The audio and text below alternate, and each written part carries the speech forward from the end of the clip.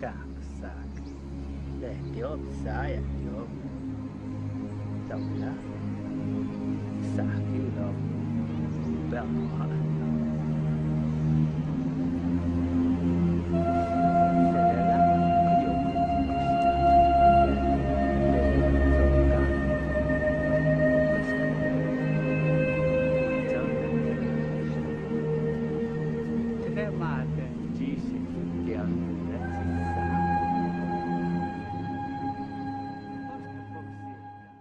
I'm here to talk about success, right? And the way we have set it up is that I'm going to talk about my first 3 rules right up here on stage, and then I'm going to sit down with Jürgen, and he's going to talk to me about the last 3 rules, because there's 6 rules basically that I always have laid out that are the rules of success. Now let me get right away to the first rule of success. The first rule of success is to have a vision.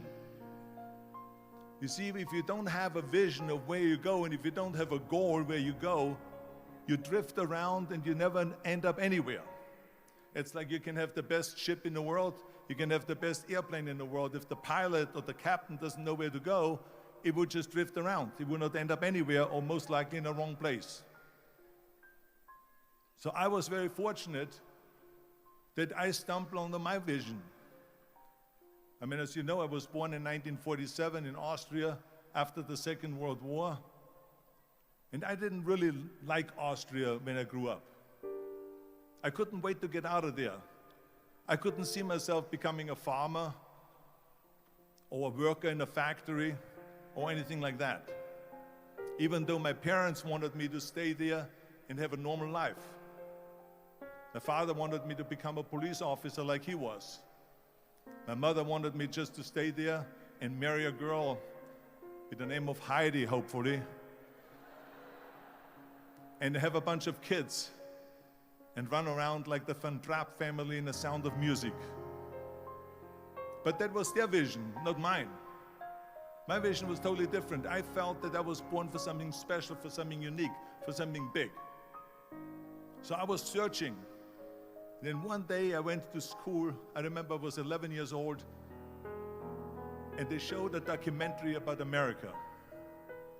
And there they showed in this documentary the huge skyscrapers, the high-rises, the huge bridges, the 6-lane freeways, the huge cars with the wings sticking out, and all of this stuff. And I said to myself, that's where I want to be. I don't want to be around here with these little farmhouses and these little buildings and everything is old. I want to be in America. But now the question was just, how do you get to America? In those days, it was a very expensive trip. It's not like today. So again, I was very fortunate that one day after school, I walked by a store in Graz, which was called Brühl. And it was the only store that really sold kind of American stuff. So one day, they had jeans there, American jeans. And then they had the Bullwalker. And then they had an expander, and some barbells and some dumbbells and an exercise bench in the window. So I went inside and I looked around and I looked at this stuff, and then I saw a magazine. I saw a bodybuilding magazine that had Reg Park on the cover. Reg Park was then a 3-time Mr. Universe. And I saw him on the big screen as Hercules. And on the cover it said, how Reg Park, Mr. Universe, became the Hercules star. That's what the cover story was all about. So I looked at the cover and I said to myself, I got to get this magazine. So I bought the magazine, I took it home and I read it over and over from the front page to the back. It had everything in there, how he trained, how he was working out in Leeds, England, in a factory town, how he worked out every day for 3-4 hours and became the strongest man of Europe, and how he won Mr. Europe, Mr. Great Britain, and then eventually Mr. Universe, and how he won the 2nd Mr. Universe and the 3rd Mr. Universe, and how he was discovered to play the starring role in Hercules. I read that and I said to myself, wow, This is the blueprint for my life. This is exactly what I want to do. I want to become a bodybuilding champion just like Reg Park. I want to get into movies just like Reg Park. And I want to make millions of dollars and be rich and famous just like Reg Park.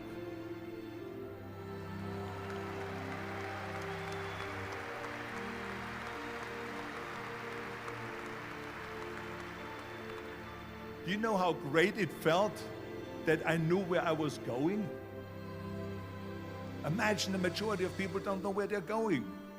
I knew where I was going, that I'm going to become this bodybuilding champion just like him. So it was just a question of how do you do it?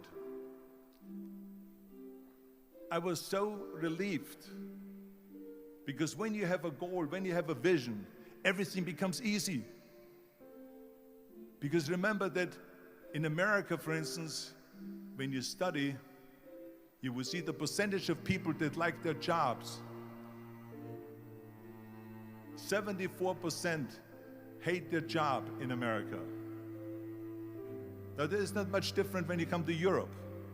The majority of people don't like what they're doing because they're really not doing it because they didn't have a goal and they followed this goal. They just aimlessly drift around, and then all of a sudden there's a job opening, so they get that job because you have to work. But then when you work, it's a chore. It's work. It's not fun. So if you think about only a quarter of the people really enjoy what they're doing in life, that is unbelievable if you think about it. So I felt so blessed that I knew what I was doing. It's like a medical student that studies and knows he wants to become a doctor. You know where to go. So I knew where to go. So people always ask me, when they saw me in the gym in the pumping iron days, they say, why is it that you're working out so hard? 5 hours a day, 6 hours a day, and you have always a smile on your face. The others are working out just as hard as you do, and they look sour in the face. Why is that? And I told people all the time, I said, because to me, I'm shooting for a goal. In front of me is the Mr. Universe title. So every rep that I do gets me closer to accomplishing that goal, to make this goal, this vision turn into reality. Every single set that I do, every repetition, every weight that I lift will get me a step closer to turn this goal into reality.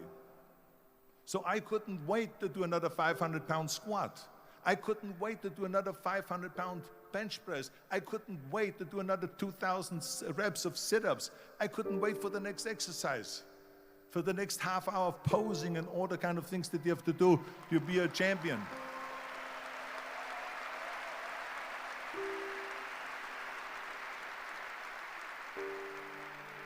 I felt so great knowing where I was going, and I tell you, it worked.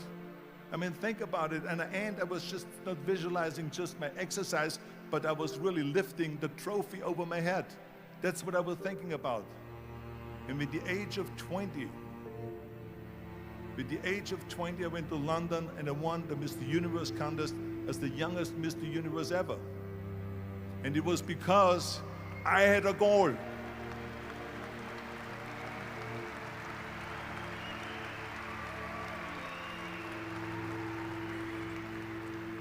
And this is no different than anything else, what I'm talking about. This is not just about bodybuilding. It was the same in acting. I remember when I was doing Conan the Barbarian. I was crawling on the rocks with a sword in my arm, crawling on all four. And of course, being that it's Conan, I didn't have clothes on or anything like that, right? So I was kind of, my knees were bare, my elbows were bare and everything else. I'm crawling on the rocks. So after 10 takes, my elbows were bleeding and my knees were bleeding. And the director came to me and he said, Arnold, I'm so sorry that you have to go through this, but we need one more take, a close-up of you crawling with the sword towards the camera. Can you handle one more take? And I said to him, I don't know what you're talking about. He says, I'm totally fine. He says, but you're bleeding. I said, because I don't feel it, because I can visualize what the scene will look like in a film. And I'm so excited about this scene.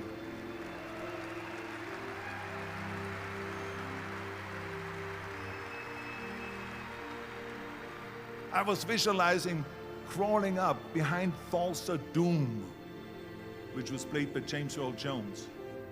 Crawling up behind Thulsa Doom with the sword slowly, and then rising up behind him and whack, cutting his head off. And the head spins in the air, slowly with blood all over the place, and slowly falls down the steps and rolls down the steps. And his body slowly falls sideways. That was what I was visualizing, and that was very important because he, in the movie, killed my parents, killed Conan's parents. And that was revenge. And he always said that flesh is stronger than steel. And I wanted to prove to him that no, steel is stronger than flesh. And so I had this in my mind. And so this is why it didn't matter if I had to do another 50 takes or 100 takes, no matter how much I bleed on my elbows or my knees. I saw that vision of the perfect scene, and it was an important scene, and I would do it over and over again until we got it.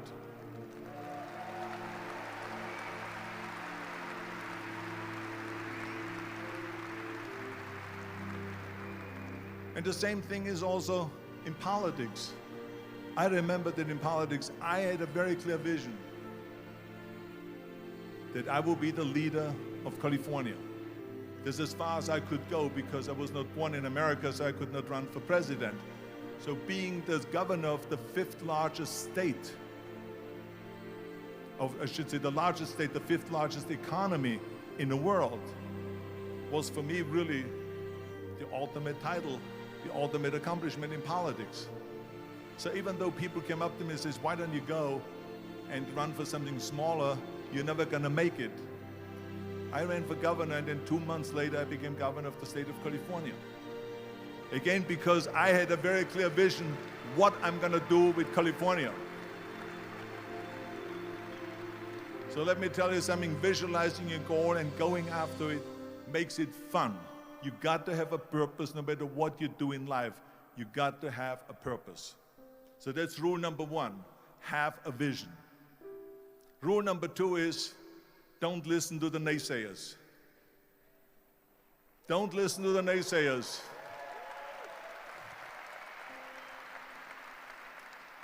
Everything I ever did, the thing that I heard out of people's mouth was, that's impossible.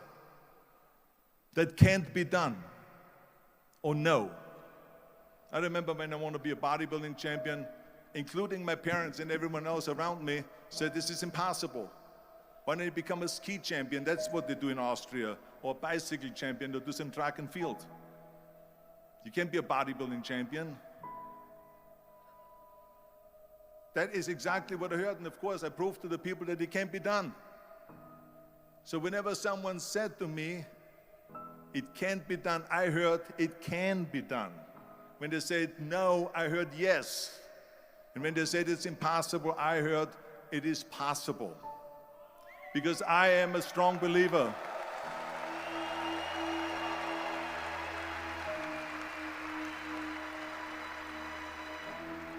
I'm a strong believer of what Nelson Mandela said, that everything is always impossible until someone does it. Well, I'm going to be the one, I said to myself, I'm going to do it and I'm going to show it to them. Maybe it has never been done before. That's perfectly fine with me. But I'm going to do it. And I did not listen to the naysayers.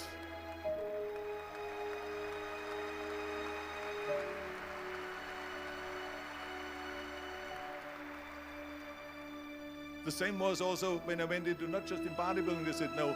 When I wanted to come to America, when I wanted to go to America, they said it's impossible. There's no money that you have to fly even over there. You have no money when you go over there to live with.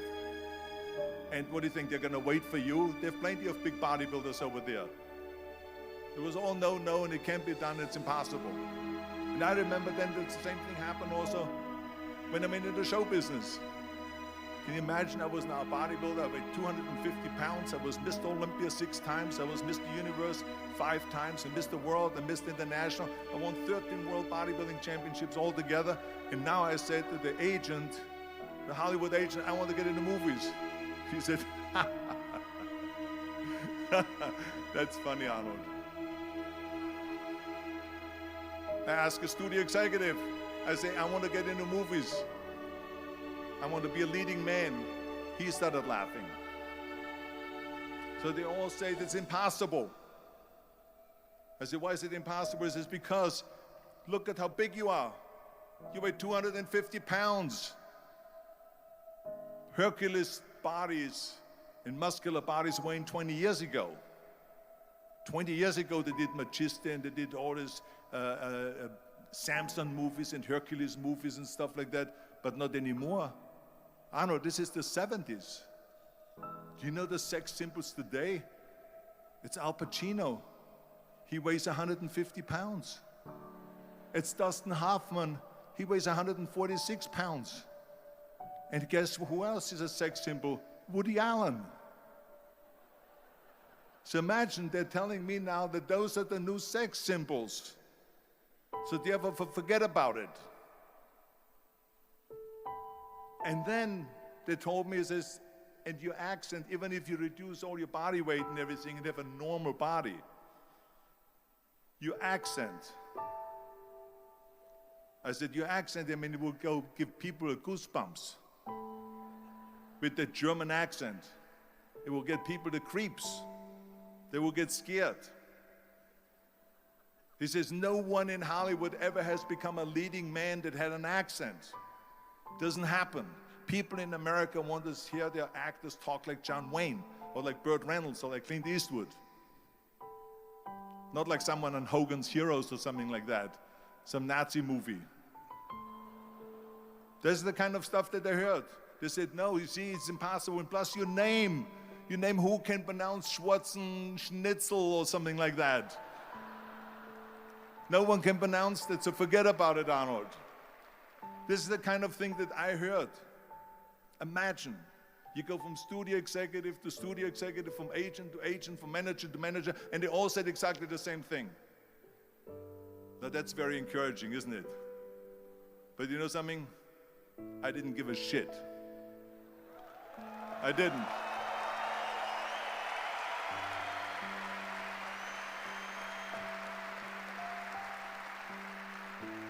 Because I believed that I can be a leading man.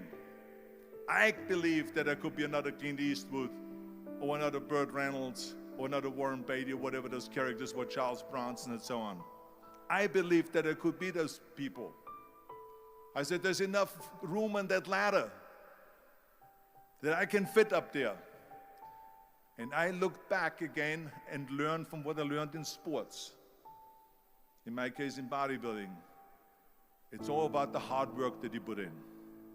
I said to myself, in bodybuilding, I worked out 5-6 hours a day. I'm going to do the same thing now for acting. And of course, I went to college to study English. I studied voice, accent removal, acting classes, and all of this stuff, all day long. I worked and I worked and I worked. And within a short period of time, I made one movie called Hercules in New York, which of course went right into the toilet.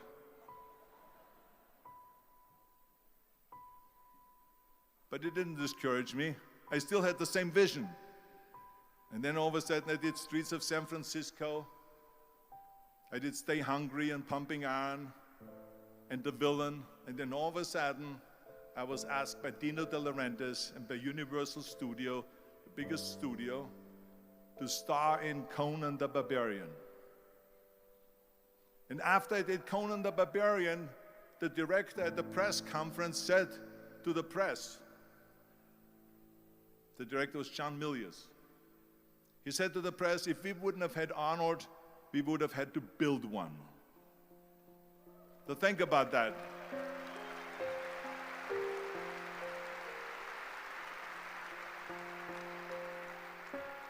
the very body that they said can never be sold because the time is wrong. A few years later, I'm doing Conan the Barbarian, and it was the #1 hit at the box office when it came out in the summer of '82. Think about that. And the director says, if we wouldn't have had his body, we would have had to build one. So all of a sudden, my body became an asset, not a liability. And the same thing was with Terminator. After we were finished filming Terminator, Jim Cameron said to the press, if Arnold wouldn't have had that accent and talked like a machine, I think the movie wouldn't have worked. So think about that. The body and the accent that they attacked was an asset. But I didn't listen to those losers. I didn't listen to them at all. Because that's exactly the way it was in politics again, when everyone said no, no, no, and it can't be done. And then became governor of California. And this is with everything like that. This is just the reality of it, is that you cannot listen to the naysayers. So this is a very important lesson for all of you. So when someone says, no, this is a stupid idea, you in your mind, you don't have to say it, but in your mind just say to yourself, fuck you, you're an asshole. What do you know? If I would have listened to the naysayers, from bodybuilding to show business to politics, I would not be standing here today talking to you. I would be in Austria in the Alps yodeling. That's right. I will be in Austria, still left, yodeling. That's what I will be doing, exactly. So this is why I say don't listen to the naysayers. And the next thing, the third point that I'm going to make to you is, before we sit down with Jürgen and talk about the rest of the three, is work your ass off. There is no magic pill. There is no magic out there. You cannot get around. You have to work and work and work. I can tell you, I've watched the day for half an hour, Jürgen and his wife that put on this show, this great, great event here. They work their ass off to put this together. All year long, they work and they work and they work. This does not come together by itself.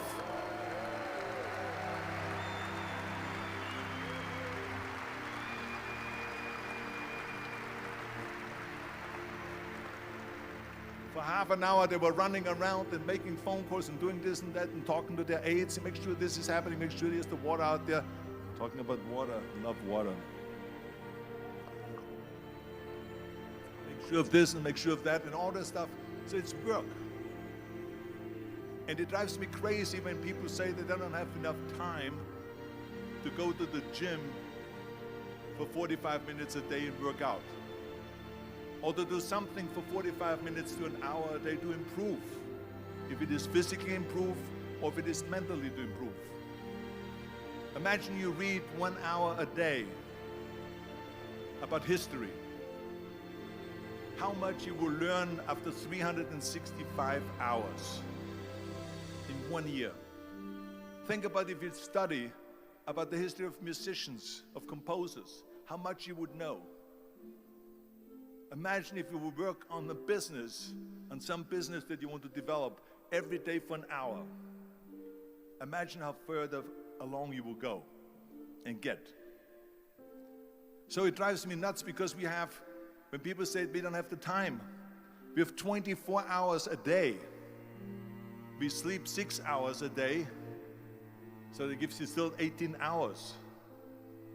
And there's someone shaking their head out here in front. They say probably, I don't sleep 6 hours, I sleep 8 hours, right? Or just sleep faster.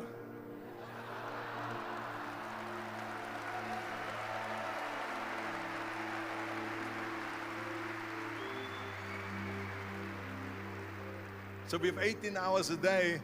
The average person works around 8 to 10 hours. So let's assume it's 10 hours, so we have 8 hours left. Then you travel around an hour a day, maybe 2 hours a day. So now you have still 6 hours left. So what do you do with these 6 hours? What do you do with these 6 hours? Then we eat a little bit, then we schmooze a little bit, talk a little bit to people and all that stuff. But you can see how much time there is available if you organize your day. So you got to work hard. I mean, let me tell you something. When I went to America, I went to college. I went and worked out 5 hours a day. And I was working on construction. Because in those days in bodybuilding, there was no money. I didn't have the money for food supplements or anything. So I had to go to work. So I worked on construction. I went to college. I worked out in the gym, and at night from 8 o'clock at night to 12 midnight, I went to acting class 4 times a week. So I did all of that. There was not one single minute that I wasted. And this is why I'm standing here today.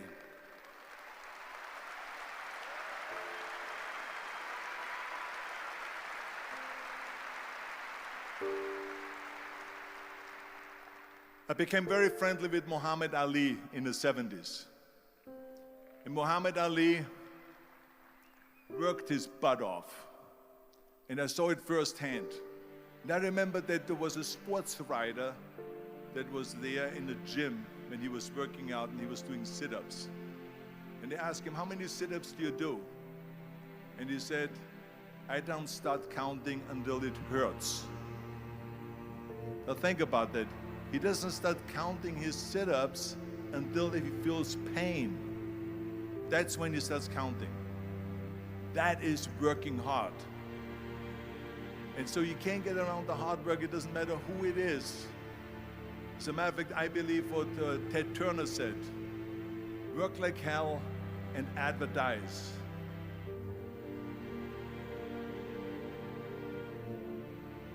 You get it? Work like hell, go to bed, and early to rise, work like hell and advertise. So you work your ass off, and then you let the world know about your work. That's what it is all about. Let people know. If you have a company, if you have a movie, if you do a sports, work your ass off, but then advertise and let everyone know. So this is what it's all about. So anyway, so those are the 3 main rules that I have here for you today, right here. And then the rest of it we talk about when we sit down now. I think that Jürgen said he's going to pull out some chairs, then we're going to talk about the other one, which is, of course. And that means that you start thinking about plan B, and every thought that you put into plan B, you're taking away now that thought and that energy from plan A. But I think one of the reasons why these people have this deep-seated anger and resentment is there's a bunch of people out there that have these lives that are deeply unsatisfying, because I think somehow or another, through momentum and through things falling into place the way they are, and people trying to fit their lives around the way these pieces have fallen into place, there are so many people that are working all day long doing something that is deeply unsatisfying and almost painful to them. Yeah, soul killing. Soul killing. They're stuck in traffic all day, and then they're stuck in a cubicle after that. They relish the time to take a shit in the bathroom and look at their phone. I mean, they literally do that. That's a highlight of someone's day. They get in traffic on the way home. They get home after that, they're watching television. If you make furniture for a living, and you feel a great satisfaction out of that, and you sell that furniture, look, man, making furniture feels good. If you can do that, you could cut those corners perfectly and sand everything down nice and stain it, and then it's done, and you get the satisfaction, and you sell it to someone, and that pays your bills. That is infinitely more satisfying than being stuck in some fucking cubicle working for someone that you don't want to work for, having to have these stupid fucking office meetings, talking to people in human resources, sitting down with your supervisor where they evaluate your job performance, and you're not really, you really need to be enthusiastic about this company. This company is your future. This kind of like, you're like, fuck, kill me now. There's a lot of people out there that would way rather do something else, and I hope they understand that they can. Once upon a time, there are huge things in your way, including needing to get loans and all these other things to just start a business. So you're behind the 8 ball right away, and the pressure's on, because if it doesn't work, you're in debt. Whereas, we started these podcasts, there's no brick or mortar. Now you've got just the Rogan Tower. It's a little bit different. But once upon a time, it's like in the back of your bedroom, and you've got a company, and it's got a show show and people are listening. If you make your furniture and you don't have to have a brick and mortar store, but you can put a website up, make it with Squarespace or one of those other things, and all of a sudden you have a business out of your house, the freedom, the satisfaction, the ability to set your own hours, and here's the best part, the fact that if you start making a lot of money somehow, you're not going to have your boss cut your commissions. I mean, I knew sales guys who made so much money that their bosses cut their commissions because you can't make more than your bosses. Well, listen, when you have your own small business, the sky's the limit. If you make $10 million, you make $10 million. Yeah. So I always tell people that if you can, and it's not always something they can do, maybe you do it on the side when you've got your regular job, starting a small business now, in this climate that we have right now, is not only possible, it's not that much of a gamble, because if worse comes to worse, you didn't invest $100,000 you didn't have starting it all the time, right? Yeah. I mean, that website didn't cost you that much. You know, the investment for the tools you may have had already. Podcasting's a perfect example. We make business, like my buddy says, we sell zeros and ones. Yeah. That's what we do. A lot of people out there that have interests and they've never pursued those interests because they're fucking tired from doing some boring, soul-sucking It's job. hard to go to work and put your effort into that and then come home and then work for yourself. It's very hard. But I'll tell you what, there's a part, like you said, there's a part of it that once you start making stuff for yourself, that's self-motivating, right? I told somebody to start a podcast, and I said the first time you get some feedback email, that will kick you in the rear end to keep doing it becomes life is a verb, I always say, and you have to actually act. But by acting, you change everything in your future.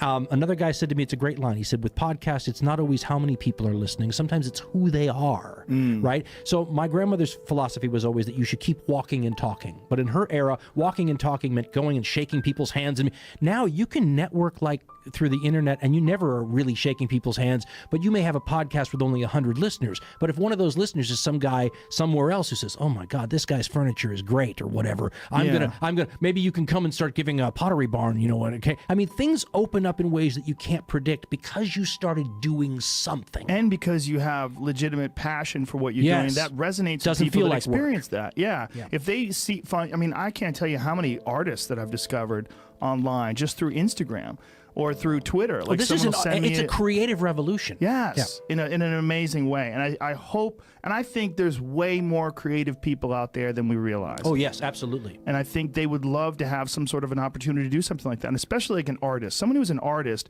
man, there's never been a better time to be an artist, because you could showcase your work. And look, if you send me something cool and, you send it to me on Twitter, and I'll fucking retweet it. Totally. I retweet things all the time. And all that takes is someone else has to see that and say, wow, that's amazing. And then it just propagates to all these different people's Instagram feeds and all these people's Twitter feeds. And next thing you know, you've got a business and you're up and running. And it's not going to be easy and it's not going to be quick.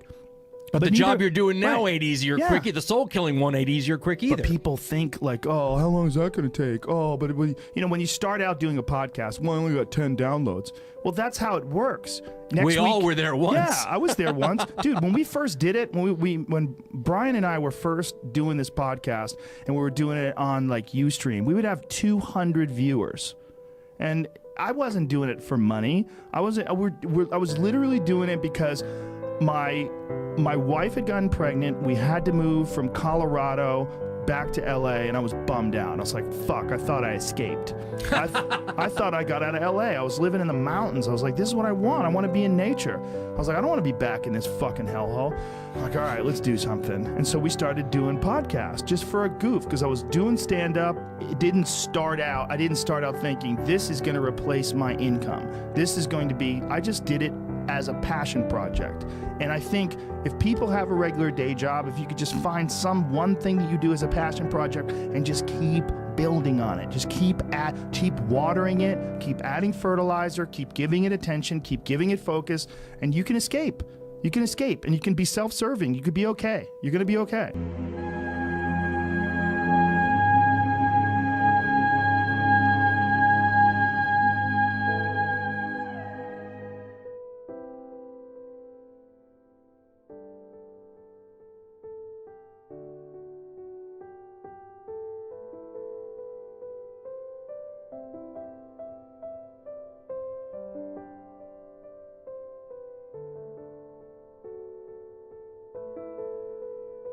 But martial arts is a way of life. It's for life. I don't want to use drug. I want to be maintain my body to be pure. Yeah. So like a religion, you know, like a karate is my religion, like a spiritual aspect in karate. Yes. Like you're more believe in more spirit. Yes. That kind of karate. That's why I want to be this in the United States. I want an example. Me, if you follow, people see me. If I'm hanging all over, Yes. the people say, how come Mashida, you know, now become all, you know, can't do anything. Yeah. But, and people, always example, you become old, challenge is more important. Why don't we change everything opposite Bruce Lee? Be myself, just me, Jackie Chan. That takes a lot of confidence. Yeah. And belief. And also, I really thank you, the producer Wu Siyuan. He said, okay, do whatever you like to do. Yeah, change, no Bruce Lee, comedy. When Bruce Lee kick high, I kick low. When Bruce Lee after punch, I do ow. No, just like normal human being. Normal when I was young, I'm fighting on the street, one by one, boom, I knock somebody down. 2 by 1, I knock somebody down. 3, I run away. So in the movie, do the same thing. Everything used in the movie is my real life. Choose the good things, do my own way. Even though I try to get American market, they don't like my idea. They don't like this kind of humor and martial art fighting. I just insist. Even I come back to Hong Kong, I go my own way, risk my life, do the Jackie Chan style. I never give up. Even though I fell down in the US, I never give up. Still, I'm not because American market changed my own style. After 15 years, now the whole Hollywood action, everybody want to learn from me. And that's, I do the right things. So this is why I always tell the people, not because one things fall down, you just give up. Never give up, never give up.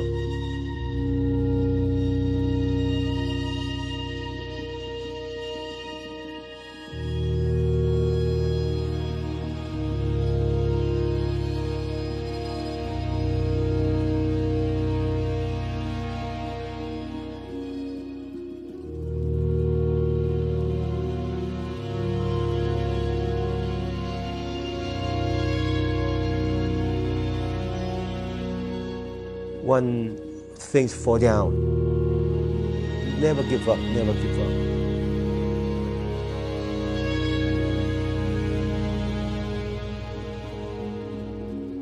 One day you will succeed.